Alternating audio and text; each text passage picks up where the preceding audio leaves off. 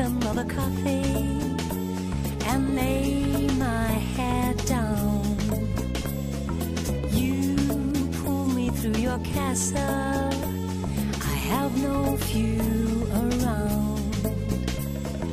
Baby. Uzunca zamandır özlediğimiz, beklediğimiz bir fuardı bu.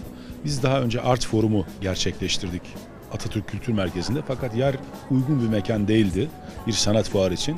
Burada Ankara Ticaret Odası çok güzel bir mekan inşa etti. Konferans salonlarıyla, fuar alanlarıyla müthiş bir yer. Burada böyle bir fuara yapar değer dedik. Ankara potansiyeli böyle bir fuarı değerlendirir dedik. Ve gerçekten çok başarılı bir fuar oldu.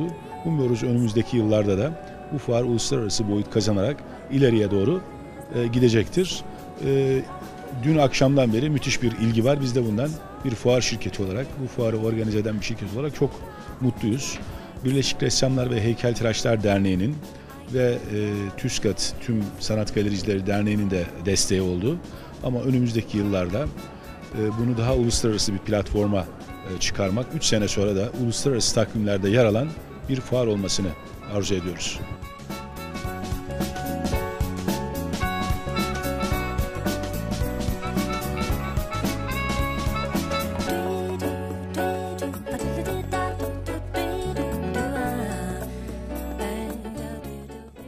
Esasında ne kadar sanattan bahsedilse yetmez Ankara'ya. Ankara çünkü çok diplomatik bir yer, bir başkent. Sanatın da başkenti olma yolunda çok güzel bir adım bunlar. Biz sanat sokağı olarak zaten bu olaya çok fazla önem veriyorduk.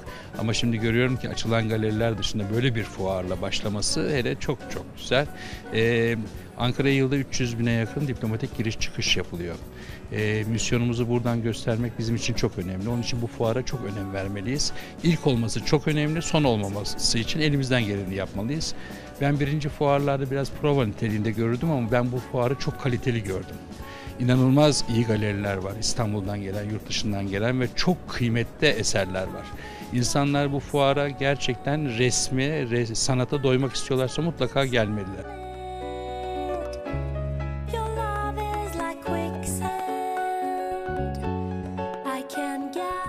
Biz esasen firma olarak Bali Müzayede ve Bali Art Galeri olarak İstanbul'da hizmet veriyoruz sanat konusunda. Ankara'da ilk defa bir organizasyona katılıyoruz. Bu zaten çağdaş sanat eserleriyle ilgili yapılmış Ankara'daki zannederim ilk fuar. Buraya da katılmak istedik, destek de vermek istedik. İyi bir mekan, iyi bir fuar oldu. Aksaklıklar var ama gittikçe düzelecektir. Biz de desteğimize devam edeceğiz.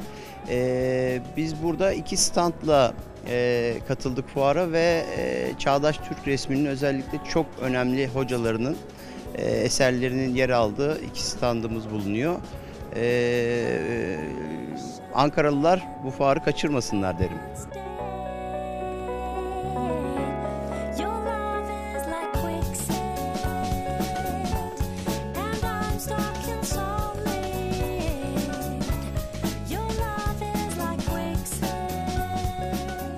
Ankara'nın, Ankaralı sanatçıların ve galericilerin yakalamış olduğu en büyük fırsat.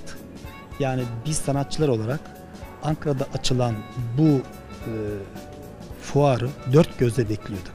Bu kadar kaliteli, seviyesi yüksek, katılımın bu kadar çok olduğu bir fuar hali bizi heyecanlandırıyor. Bir kere bunun mutluluğunu yaşıyoruz.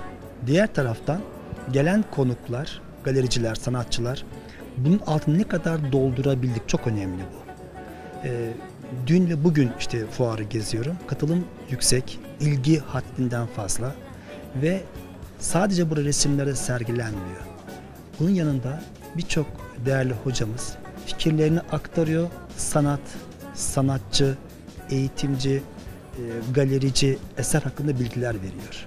Yani buraya gelen bir insan hem görsel olarak bir belleğini besliyor hem de duygu olarak da fikirlerini besliyor. Diğer taraftan haliyle sırf burada Türkiye, Ankara yok. İstanbul'dan çok güzel bir galeriler katıldı. Müzayedeleri katıldı. Yurt dışından çok iyi sanatçılarımız geldi.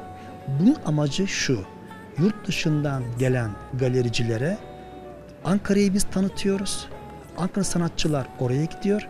Ankaralı galericiler de o sanatçılara işbirliği yapıyor. Belki önümüzdeki dönem bağlantı kurulabilirse, bunu başarabilirsek Ankara'dan bazı sanatçıların yurt dışına gidecek, onlar da buraya gelecekler. Haliyle kültürün, sanatın ve sanat eserlerinin ortak dilini biz konuşuyoruz burada. Çok önemli bizim için bu. Haliyle bu fuarın önemi bizim için çok çok çok önemli.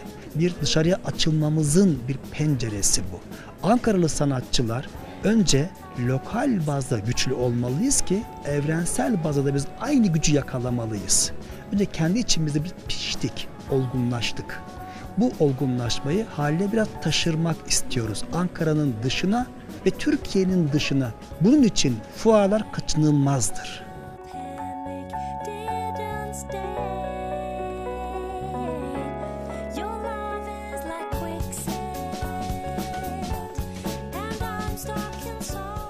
Ankara sonuçta Türkiye'nin başkenti, çok önemli bir merkez ve dünyada da artık Ankara bir marka şehir olmak zorunda. Marka şehir olmanın yolları da bu anlamda uluslararası nitelik kazanabilecek bazı etkinliklerin başlaması gerekiyor ve bunların en başında da sanat geliyor. Bu anlamda bu tip yapılan işlerin çok önemli değeri var. Neden bu kadar Türkiye'nin merkezinde olan bir şehir dünyada sanat fuarları adı ismi geçerken Ankara'nın ismi konuşulmasın diye düşünüyorum. Bunu hak eden bir şehir ama bu anlamda da çok fazla mesafe kat etmesi de gerekiyor. Bu anlamda bu tip organizasyonların başlamasını çok yararlı buluyorum. Bu İstanbul Sanat Fuarları için de çok önemli. Ankara'da yapılan iyi bir fuar aslında İstanbul'a da çok şey katacak, Türkiye'ye de çok şey katacak. Dün bir toplantımız vardı bu konuda. 3. toplandaydı. 15 kültür adamı bir araya geldiler. Beni de davet ettiler. Ankara'da neler yapılabilir diye. Onun üzerine çalışmalar oluyor, büyük toplantılar oluyor. Ankara ben çok umutlu olduğum bir şehir. Çok da gelişmiş gördüm bu gelişimde. 44 yıldan beri yurt dışındayım. Yapılabilecek her şeyi, elimden geldiği her şeyi ben yapmak için geldim zaten.